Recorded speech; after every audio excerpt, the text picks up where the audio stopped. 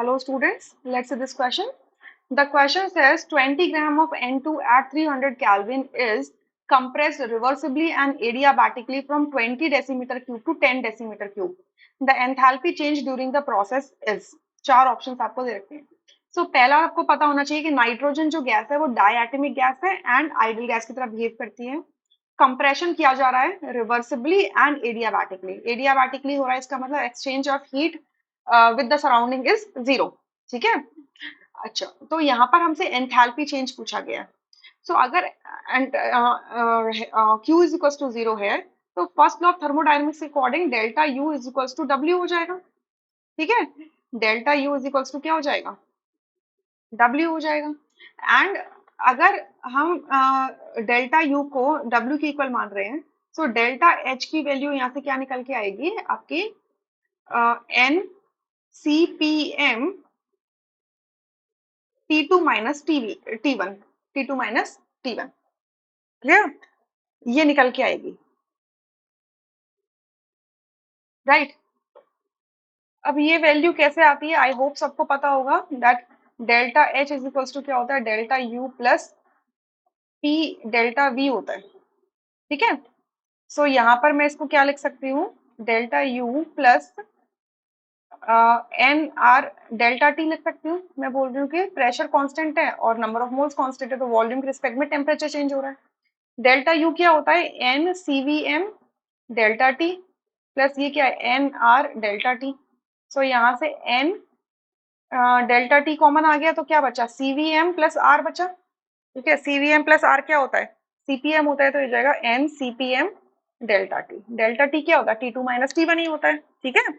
So ultimately ये formula हमारा निकल के आता है. सीपीएम क्या है? Molar heat capacity at constant pressure. So हमें T2 की वैल्यू चाहिए फर्स्ट ऑफ ऑल. क्लियर?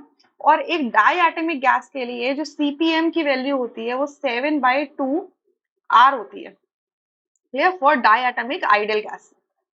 ठीक है. अच्छा, तो हमें T2 निकालना है. तो ये प्रोसेस कैसा है? रिवर्सिबल एंड एडियाबैटिक प्रोसेस है. तो इस प्रोसेस के लिए एक रिलेशनशिप होता है टेम्परेचर और वॉल्यूम में, क्योंकि हमें वॉल्यूम दिया, ये क्या है? V1 और ये क्या है? V2.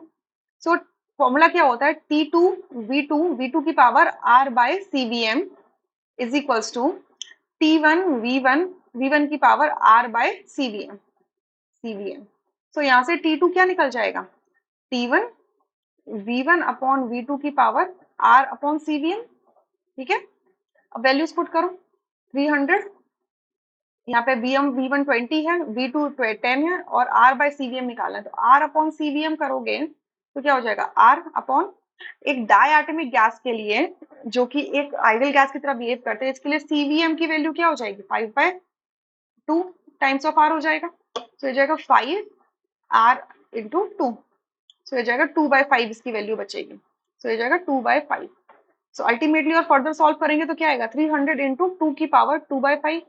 तो 2 की पावर 2/5 जो है काफी बड़ी वैल्यू आती है. मैं राउंड ऑफ करके बोल रही हूँ. 1.32 होती है. ठीक है. It is 1.32. ठीक है. राउंड ऑफ करके मैं बता रही हूँ.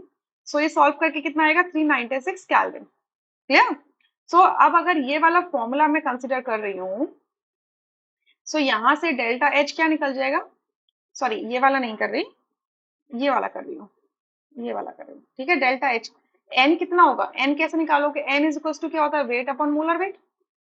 वेट कितना है? 20 ग्राम दिया हुआ है. मोलर वेट कितना होता है नाइट्रोजन गैस का? 28 ग्राम पर मोल होता है. ठीक है. सो ये कितनी आगे वैल्यू सॉल्व करके? 5/7 मोल. ठीक है. सो 5/7. सीपीएम की वैल्यू क्या है? 7/2 R है. और T2 माइनस T1 करना है. देखो T2 माइनस T1 करके देखो. 396 माइनस 300 दैट इज 96 आएगा. ठीक है. So it is 96. R की वैल्यू देखो, 7 से 7 कैंसिल. ठीक है. 5/2 R की वैल्यू होती है 8.314 इंटू 96. आपको ये करना है. So let's solve this thing. It is 5 multiply 8.314 multiplied 96 divided by 2. सो ये आता है आपका 1995.36 जूल. और इसको मैं किलो जूल्स में लिखूं तो क्या लिखूंगी? 1.9 किलो जूल. अब अप्रोक्सीमेटली, क्योंकि कोई ऑप्शन मैच नहीं करा, तो अप्रोक्सीमेटली से मैं क्या लिख सकती हूँ राउंड ऑफ करके? 2 किलो जूल. यानी कि मेरा फर्स्ट ऑप्शन करेक्ट होगा, rest options would be incorrect. I hope you understood this question really very well. Thank you.